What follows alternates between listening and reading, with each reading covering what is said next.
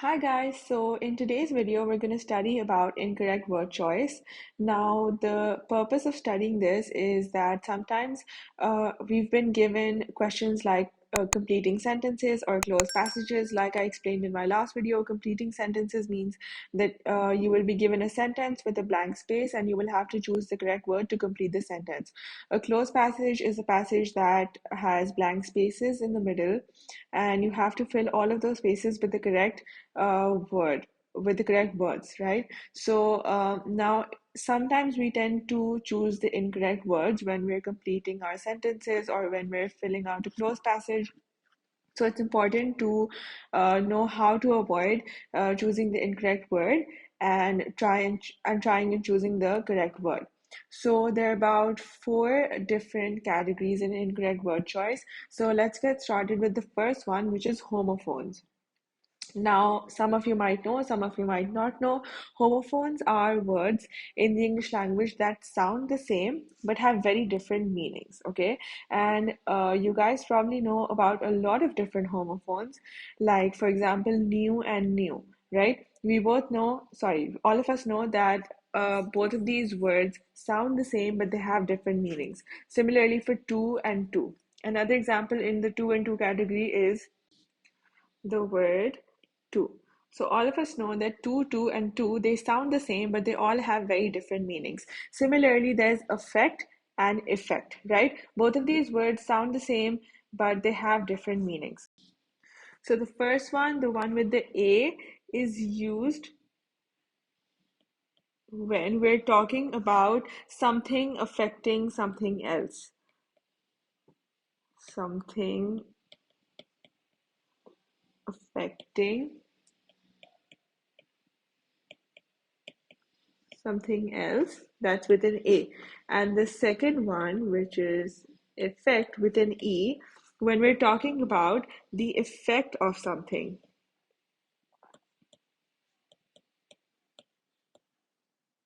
For example, the effect of climate change. The effect of climate change, we're going to use the effect with the E, right? And if you want to say you are affecting me, then you're going to use the one with the A, okay? So they sound the same, but they have different meanings and they're used in different contexts. So now when you open your worksheet, you'll see that I have given you a very long list of homophones. This is just a part of the list. There are two more pages. So it's very important that you study this list, right? I've given you these homophones, I've given you their definitions, I've given you their sample sentences as well, so that you understand exactly where these words are being used, okay? And exactly how these words should be used. So it's important that you study this list carefully.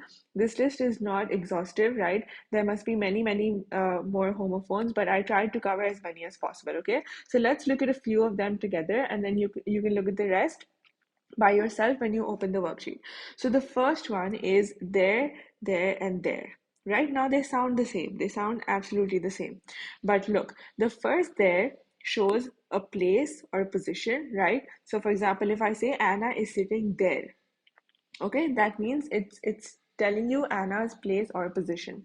Now the second there is a contraction of they are, right? When you join the two words they and are, you have there with an apostrophe in the middle. Now, for example, if I say they're all going to a party, it means they are all going to a party. Okay, and the third one is there, which shows possession. So if I want to say all parents want to help their children, right? So it shows possession. It's the parents' children, right? So all of these words, they sound the same, but again, we notice that they have different meanings.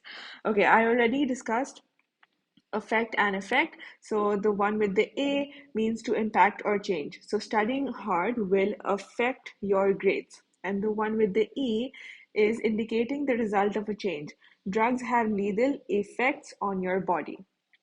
Let's talk about the third pair, which is accept and accept. Okay, so they sound similar, but they have different meanings. Now, accepting something is when you receive something willingly, when you accept something, when you accept an award, or when you accept an apology, or when you accept a gift, right? So please accept my apology. Now, the second one, accept, EXCEPT, it means when you're excluding something, right? When you're not including something. So an example is Ali does nothing except complain. Okay, so uh these words are very simple. Okay, they're not difficult, they're not but they can get confusing sometimes. I mean, for some of you this might be very easy, but for some of you this might be very confusing, and that's okay. You just need to go over this list. It's a very long list. Go over it properly, go over each example one by one, look at the sample sentence. Okay, and if you still don't understand, you should look for another sample sentence online. Okay, just go to Google, put in the word. For example, if you don't understand the word excess from this sentence, right? Having coffee in excess is unhealthy, which I'm sure you would, because I've given you very easy sample sentences. But if you still don't, just go on to Google and type in the word and look for a sentence of this word, and you will understand for sure. Okay, so this is a very common mistake that all of us make, and you need to be sure not to make this mistake in your test. Now, the second error we make in choosing words to complete our sentences is redundancy. Now, what does redundancy mean? Redundancy means when we use two words together that are similar in meaning. Okay, a very common example of redundancy is when we say ATM machine, because ATM itself stands for automated teller machine. So what does that become? Automated teller machine, right? So you see how it's redundant. Another very common example that we all use is PIN number. Now, it's not PIN number, it's just PIN, because PIN itself stands for personal identification number. So PIN number becomes personal identification number, right? So it's something that we're not conscious of most of the time, and we just use it because we've heard it from someone else, like ATM machine and PIN number. But now in speaking, that's fine, it doesn't matter. But when you're writing, when you're giving a test, it matters a lot. Okay, so you need to be sure not to use two words together that have the same meaning. Okay, let's look at more examples of these. Number one is absolutely necessary. Now, all of us, I know many of us, I also sometimes use this absolutely necessary, but it's redundant. I don't need to use both of the words together, okay? So to avoid needless repetition, omit the word or phrase in the brackets, okay? So for each of these examples listed down over here, we're going to omit the word in the brackets and see what it looks like, okay? So instead of saying absolutely necessary, I can just say necessary, right? Because it has the same meaning. Now, another example is absolutely essential. Again, it's the same thing. If we omit the word absolutely, we're left with the word essential, like we were left with the word necessary over here, and that's perfectly fine because we're getting the message across. When we're saying that something is essential, like for example, if I say sleeping for 8 hours every day is essential, I don't have to say that sleeping for 8 hours every day is absolutely essential, because you're getting my point. Because the word essential means very important, right? So I don't need to use the word absolutely, because you're getting my point, you're getting what I'm saying. Okay, I'm getting my message across. Okay, actual facts. Now, see, if you look at all of these examples carefully, you will know that it's actually silly how we use both of these together, right? For example, exact same. For example, general public. I know a lot of us use these in our daily speech, right? When we're talking to other people, when we're writing text messages. So it's very common, right? But when you look at these examples one by one, you'll notice it's actually silly because we're using two words together that have the exact same meaning. And look, I did it again. I used the words exact and same again. So while you're speaking, it's fine. But when you're writing, you need to be a little more careful, okay? So actual facts. We don't need to use the word actual because facts is actual, right? Facts means actual. Okay, then added bonus. Now, bonus already means added, right? Bonus is when something is added on top of something. Like if I get a bonus on top of my salary, that is added, it's additional. So I don't need to use the word added. Okay, alternative choice. Again, two words having the same meaning. Bald headed. You don't need to use the word headed, you can just say bald. Like this person is bald, okay? And you get the message across. Cancel out. Connect together. Cooperate together. Each and every. Exact same. Gather together. General public. Mutual cooperation. Mutual respect. Join together. There's a bracket over here. um So to avoid needless repetition, to avoid redundancy, you have to omit the word or phrase in the brackets, okay? So when you go through these examples on your own one by one, make sure you omit the word in the bracket and see what it sounds like. You'll notice that the word in the brackets is not really needed, right? It's just extra. We don't need it. Okay, now let's look at some sample sentences. Gina easily passed her physics exam without hardly studying for it. Now, look, what is happening over here? We're using two words having the same meaning, without and hardly. Without and hardly both mean the same thing, so the sentence is incorrect, okay? The correct sentence is Gina easily passed her physics without studying for it. We do not need the word hardly, okay? Another example is barely no one managed to score full marks in the mathematics exam this semester. So barely and no one both mean the same thing, so the sentence is incorrect. Okay, the correct sentence is barely anyone. You see how I used barely anyone managed to score full marks in the mathematics exam this semester. Or another example would be no one managed, and then the same thing in front, right? So there are two correct sentences. Number one is barely anyone managed to score full marks in the mathematics exam this semester, and another example is no one managed, right? So in these two correct sentences, the examples that I just gave you, we're not using, our word choice is not redundant, right? What does that mean? That we're not using two words together that have the same meaning. We're avoiding that, right? We're avoiding redundancy. So therefore, these two examples are correct. Okay, the third one is misuse of adjectives and adverbs. Now, for this, you need to understand what adjectives and adverbs are. I'm sure most of you already know because the first video I did, which was on parts of speech, I talked about adjectives and adverbs. But just in case some of you don't know, I will explain it to you again. So look, adjectives are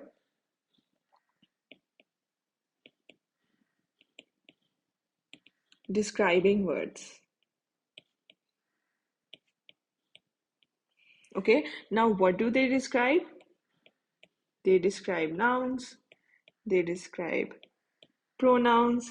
Basically, they describe any thing, person, place, animal, anything, right? And what are all those things? Those are all nouns, right? Person, place, animal, thing.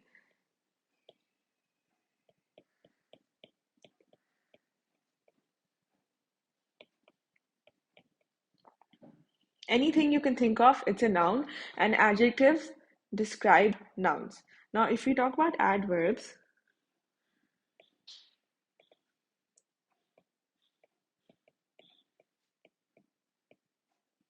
they describe verbs, okay? So they not only describe verbs, in fact, they also describe adjectives, they describe adverbs, which means they describe themselves. They can also describe entire sentences. Okay, if you're confused about this, please go back to my first video. I've discussed this in detail, this entire adjectives and adverbs, and I've explained it to you with examples. So please go back to my first video, watch that, and then come back here. Okay, so for now, I'm just giving you this brief explanation that adjectives are describing words and they describe nouns and pronouns, and adverbs, on the other hand, they are also describing words, but they describe verbs, adjectives, adverbs, and whole sentences. Okay, so there's a difference between them. Now I'll give you one example. An adjective is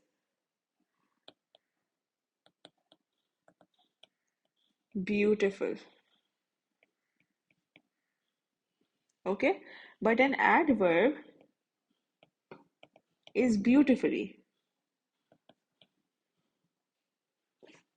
For example, she sang beautiful, sorry, beautifully. Okay, so when I use the adverb beautifully, what am I describing? I am describing this verb, which is sang, right? Sang is a verb, and I'm describing it using this adverb, which is beautifully. Now, if I use this adjective in a sentence, beautiful, I can say her voice is beautiful, or this song is beautiful. Okay, and in that case, what am I describing? I am describing either the song or I'm describing her voice. And what are both of these things? Both of these things are nouns, right? But over here, so that's an adjective. Now, if we talk about an adverb describes a verb.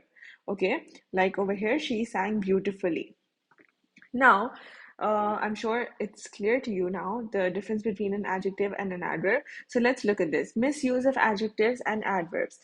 Some verbs, such as feel, smell, sound, seem, and appear, typically need adjectives, not adverbs.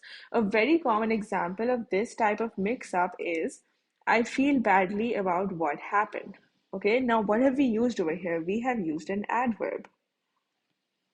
Okay, remember this is just remember one thing that mostly adverbs end with ly.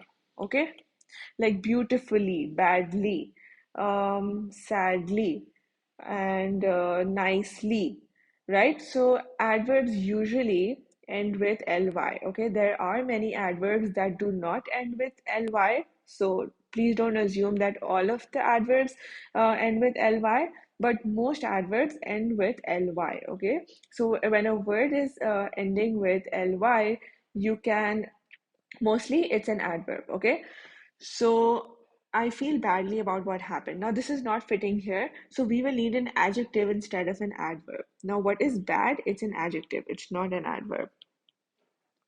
Okay. I feel bad about what happened. Okay. And what are we describing using this adjective? We are describing this verb, right? So all of these are verbs: feel, smell, sound, seem, appear. Now, in the first video where I discussed parts of speech, I told you in the very beginning that if you are ever confused about whether something is a verb or not, just think, can I do this, right? So, for example, if you're confused whether the word smell is a verb, right? You're confused. You're like, is this a verb or is this not a verb? So think, can I smell?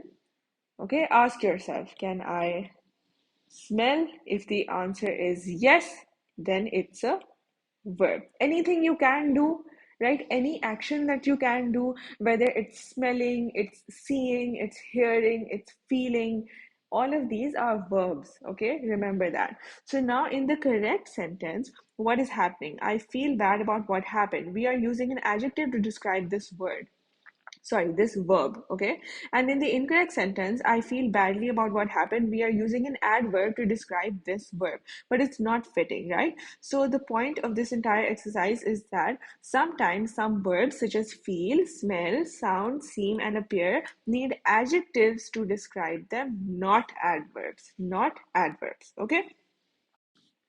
Okay, so I have some more examples here for you for the misuse of adjectives and adverbs. Okay, so we're going to read these sentences one by one. We're going to identify the verb in each sentence, and then we're going to see whether we're describing it using an adjective or an adverb. Okay, so number one, I feel happy that I won the award. Now, feel very clearly is the verb, and happy is our adjective, right? So if happy was to be an adverb, it would be happily. Okay, and how would that sound in this sentence? I feel happily that I won the award. It's not sounding correct, is it? So, therefore, we're going to use the adjective happy instead of the adverb, which is happily. Okay, now let's look at the next sentence. She appears. Appears is our verb to be shy. Now, shy is an adjective. When shy is turned into an adverb, It's shyly. Now let's put it back in the sentence. She appears to be shyly. Is it fitting? It's not, right? So this is incorrect. This is what we're going to use. We're going to use the adjective. She appears to be shy. Now your voice sounds is the verb beautiful. Now instead of beautiful,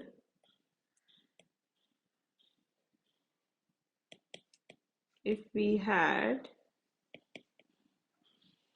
beautifully, which is an adverb, that would be incorrect. Your voice sounds beautifully, right? So it's not sounding correct. So we're going to use the word beautiful. Your voice sounds beautiful. The backyard smells awful. So smells is our verb and awful is our adjective. Okay, the same thing if we do for this one, it would be awfully, but awfully is not fitting correctly over here. So we use awful because look, the backyard smells awfully. Some of you might think it's correct, but it's actually grammatically incorrect. Okay, so you're not going to use the adverb, you're going to use the adjective. The last one is the answer seems to be incorrect. Now, seems over here is our verb, and incorrect is our adjective. Okay, the same thing if we change to an adverb, it would be incorrectly. Okay, the answer seems to be incorrectly. Now that is incorrect. Okay, so we're going to use the word incorrect, which is an adjective. Okay, so the thing is that whenever you read a sentence, you just need to know how to identify the verb. Okay, like I just told you on the previous slide, all of these words, feel, appear, sound, smell, seem, all of these are verbs, okay? And as long as you identify the verb, then you will know whether to use an adjective or an adverb, okay? That is if you get enough practice. If you practice enough questions, you will eventually do the right thing. You will choose the correct word, and you will not make this mistake, hopefully. Okay, the fourth and last one is faulty parallelism. Faulty parallelism. When two or more parts of a sentence are parallel in meaning, you should coordinate those parts by making them parallel in form. Otherwise, your readers may be confused by the faulty parallelism. Okay, an example of this is I like swimming better than to dive. Now, look, even if you don't know any grammar rules or anything, you know right away that sentence is not sounding correct, right? I like swimming better than to dive. It's just not sounding consistent. It's just not sounding okay, right? You know something is wrong with the sentence. Now, what exactly is wrong with the sentence is that the two verbs we are using in the sentence, swimming and dive, they're not consistent, right? They're not parallel in form. Now, what does parallel in form basically mean? If we're using swimming,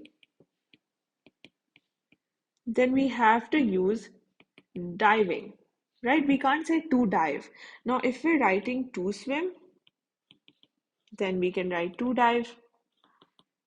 Okay, then similarly, if we write to swim,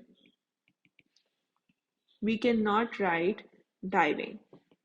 Okay, these two, sorry, this example is incorrect, this one is correct, and this one is correct. Okay, so you see what parallel means. Think of two parallel lines, they run together, right? Like this.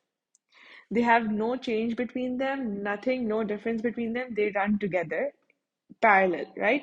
So think of the same thing over here, apply the same thing over here. When we're using one verb in this form, we have to use the second verb in the same form. When we're using the first verb in this form, then we have to use the second verb in this form too, okay? So therefore, the first one is incorrect, but these two examples are correct. Okay, let's read them. I like swimming.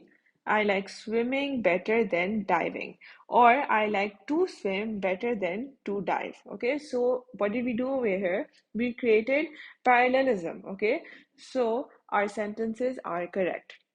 Now, another example sentence over here is the incorrect sentence is my philosophy professor is informative, lively, and a source of inspiration. Okay, now what is going wrong over here?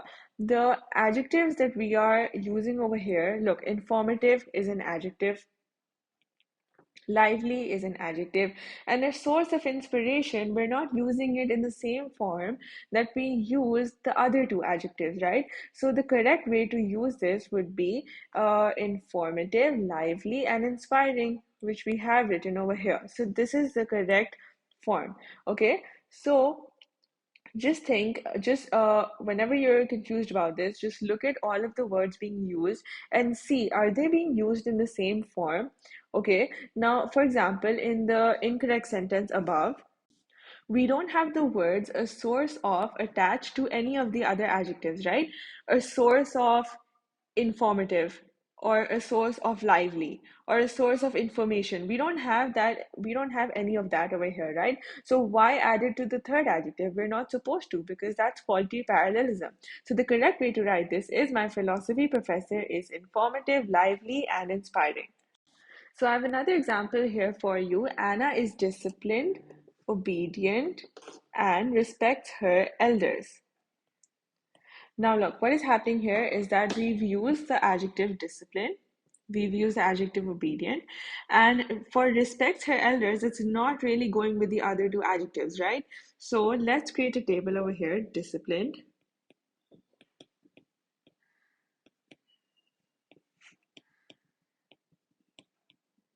obedient, and respects her elders. Is it the same? It's not, right? So these two are going together. Yes, correct. But this one is not. So what can we write instead of respects her elders? We can write she's respectful. Respectful. And then is it going with the other two? Yes, it is, right? So we can say Anna is disciplined, obedient, and respectful. Okay? So what have we done over here? We've created parallelism. Again, think of two parallel lines running together. They should look the same, they should sound the same, they should be the same, right? So disciplined, obedient, and respectful.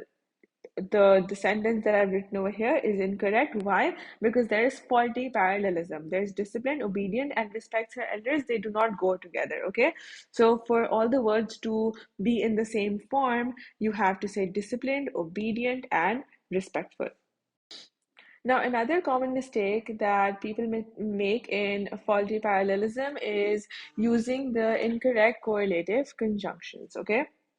Now, those of you who have watched my first lecture, which was on parts of speech, I covered conjunctions in that lecture, right? And I also talked about correlative conjunctions. Now, correlative conjunctions always come in pairs, like either or, neither nor, whether or, not only, but also, if then, and there are many, many, many more that I have listed in that lecture, in that worksheet.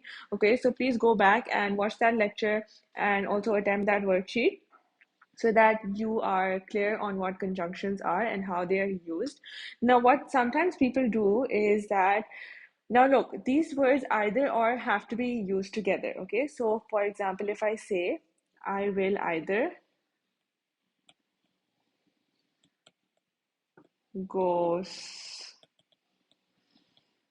swimming or cycling. Okay, so you see how I used either or together. Now, instead of or, I cannot use any other word. Okay, these two words, they come in a pair and they have to be used in a pair. Okay, so I cannot say I will either go swimming and cycling. I will either go swimming but cycling. I cannot use any other word. Okay. Similarly, for neither nor, I have to use both of these words together in the same sentence, because then both of them will be incorrect. If I use one of them, if I only use neither, or if I only use nor, the sentence will be incorrect. Okay. It will not make sense. So, for example, if I use the words neither nor, I can say neither do I want to swim, nor do I want to cycle. Okay, so I use neither and nor in the same sentence because I have to. I cannot use one without the other. They come in a pair. Okay, and I have discussed this in detail in my first lecture, so please make sure you have watched that. Okay, so I cannot say neither do I want to swim or do I want to cycle. Okay, and I can't even say neither do I want to swim, neither do I want to cycle. I cannot use the same word twice. I have to use these in a pair. Okay, so and then similarly for the next one, whether or. So a sentence, an example sentence is, I cannot decide whether or not to go to the party. Okay, so did you notice how I use the words whether and or together in the same sentence? And similarly for this one, not only but also, right? Not only is she disrespectful, but she is also disobedient. Okay, let me write this down for you. Not only is she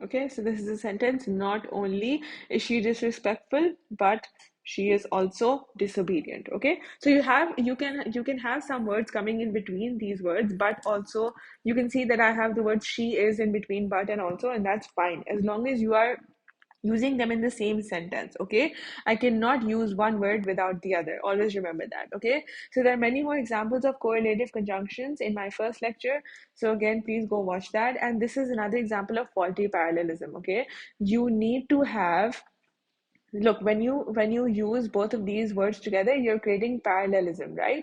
So think of it like two parallel lines. So if you're using either and or together, either and or, these are two lines. Okay, now if you use one without the other, supposing if you use only the word either, then you don't have another line, you don't have any parallelism, right? So similarly for neither and nor, for neither and nor you have two parallel lines. One is neither, one is nor. If you use one word without the other, you don't have a second parallel line, you just have one line, right?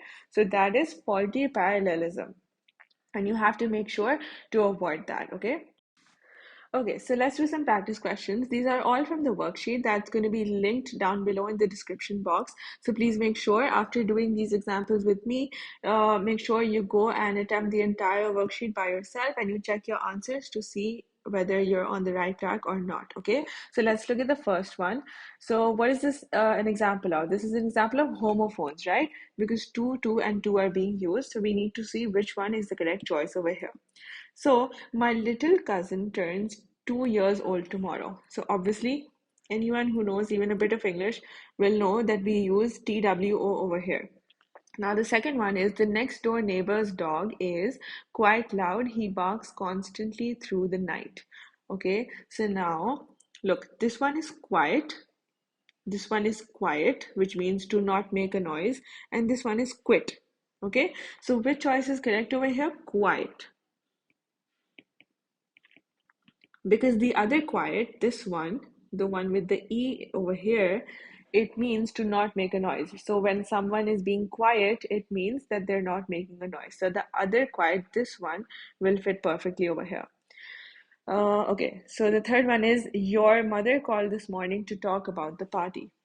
So we're going to use the word your, because what is this one? This is a contraction of you plus R, you are. So can we write that over here? You are mother called this morning to talk about the party. That's incorrect, right? So we're going to use your mother called this morning to talk about the party.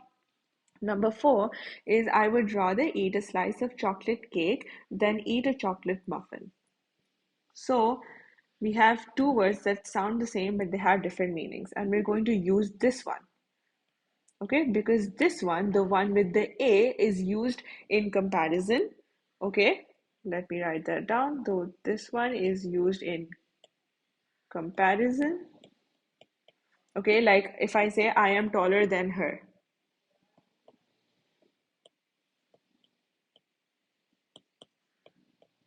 I am taller than her, the one with the A. And the second one with the E is used when we're talking about a sequence of events, right? So if then, this is used in that situation.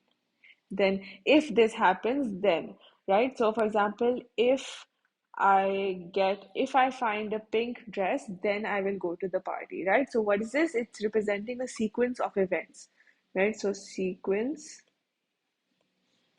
of events, right? So that is not fitting over here. I would rather eat a slice of chocolate cake than eat a chocolate muffin. Why? Because we're doing comparison over here. Number 5 is before the meeting, he drank a cup of coffee and then brushed his teeth. Now look, over here we can use the one with the E because it's showing a sequence of events. It's not showing comparison.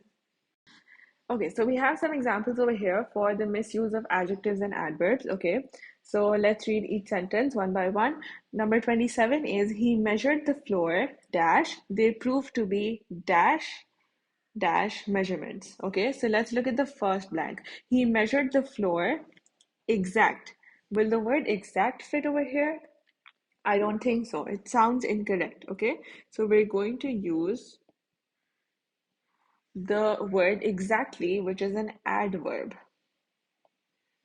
And look, what is the verb in our sentence? It's measured, right? Because that is the action being done, and the adverb is describing the verb. So he measured the floor exactly. They proved to be perfectly exact measurements.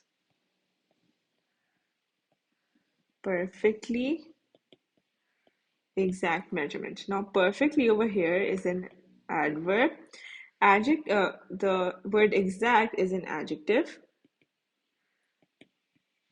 And so what do we notice over here? The adverb perfectly is describing the adjective exact.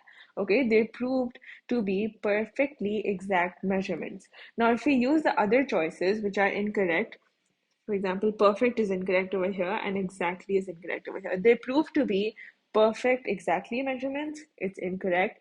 Or they prove to be perfectly exactly measurements, that's also incorrect. So we're going to use they prove to be perfectly exact measurements. Okay, number 28, you must send payments regular or you must send payments regularly. Regularly is the correct choice. We deal on a strictly cash basis or we deal on a strict cash basis. The correct choice is strictly. Okay, number 29, I find this novel very interesting or I find this novel very interestingly. Of course, it is interesting. And it was dash written. It was interesting written or it was interestingly written. Interestingly. So you see the same word is being used in the same sentence but differently, right? So first we use it as an adjective and then we use it as an adverb. Why? Depending on the context of the sentence, right? So as the context of the sentence changes, we change our words as well, even though it's the same word, right? Interesting, the same word is being used, but different forms of the word are being used over here in the same sentence. Now let's look at number 30. So it's the same is happening over here, right? We have the same two choices for both the blanks. Now let's see. The stillness of the tomb was awfully, or the stillness of the tomb was awful. Awful is fitting correctly. The tomb was awfully still, or the tomb was awful still. So we're going to use the word awfully. So again, the same word is being used in different forms over here. This is an adjective and this is an adverb. So you seriously that can happen too, right? You sometimes it can be like this that you have to use the same word but in different forms in the same sentence, and that's correct as long as the sentence makes sense. Okay, so let's look at example number 32.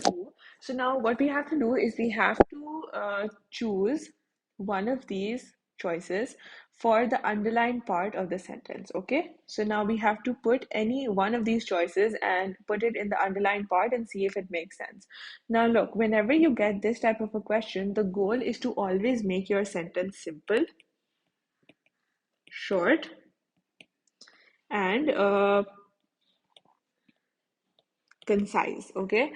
Now, basically, you want to get your point across, okay, but you want to do so in a simple and short manner. Look, the best sentences are always those that have these three qualities, okay? That are simple, they're easy to understand, they're short, that means they're not long and complicated, and they're concise, which means they're to the point, right? They're getting the point across without being too complex or complicated.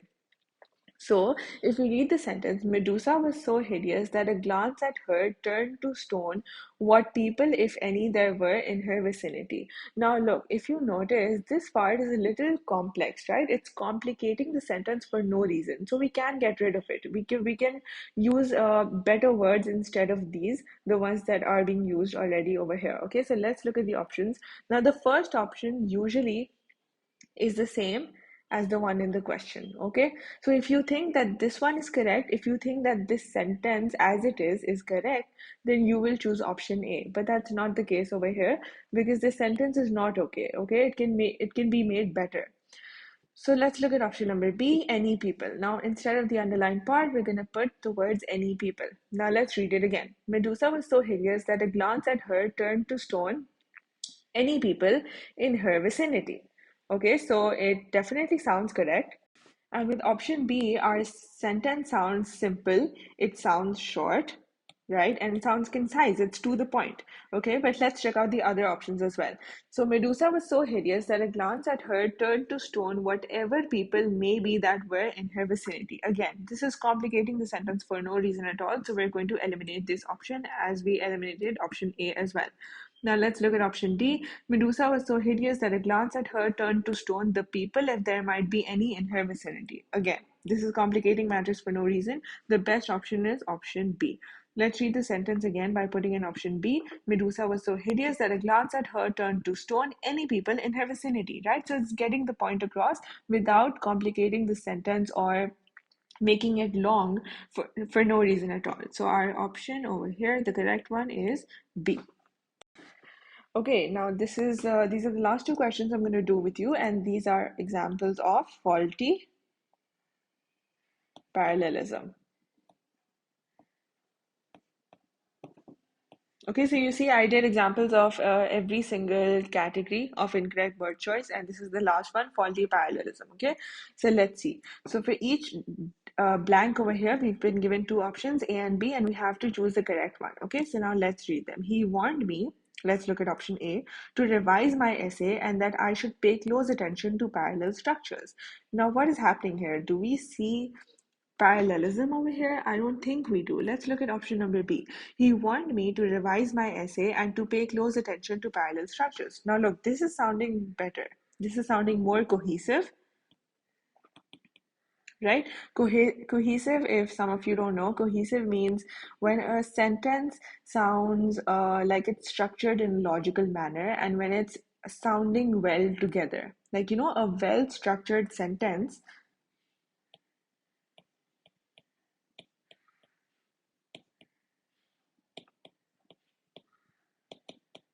A well-structured sentence means it's cohesive, right? So he wanted me to revise my essay and to pay close attention to parallel structures. Now look, let's point out the parallelism over here. To revise my essay and to pay close attention. Is the same happening in option A, to revise my essay, and that I should pay close attention? So no parallelism over here. The correct answer is B. Let's look at number 40. To apply to this job, you need A, to have a university degree in linguistics and 5 years of experience as an interpreter. Option number B, to have a university degree in linguistics and having 5 years of experience as an interpreter. Now, which one is making more sense? It's obviously option A, right? Because as we see, there's parallelism in option A. To have a university degree and 5 years of experience. Okay, so it sounds correct. It sounds logical. Now, in option B, what's going wrong is that we have to have a university degree, but the other one is not matching the form of the first one, right? Having 5 years of experience. So do we have the word having over here? No, we have over here, and then we have having over here. So this is incorrect. Our correct option is A. So yeah, that's it for this video today. Now, you guys, you need to know that practice is very important, okay? So just make sure as soon as you're done watching this video, you go practice the worksheet and you check your answers because that's the only way you're going to get better, okay? And you might be confused at the beginning because I know, like, sometimes it can be a lot, it can be overwhelming. You might think, oh, there's so many rules for everything, but it's okay, okay? As the more practice you do, the better you will understand and the better you will learn how to avoid these mistakes. Okay, so make sure you do all of the questions. And in fact, I suggest that you do the worksheet once and then a few days later you attempt the worksheet again, okay, to see if you're still on the right track and you're not making the same mistakes again. And that's it. I'll see you in the next video.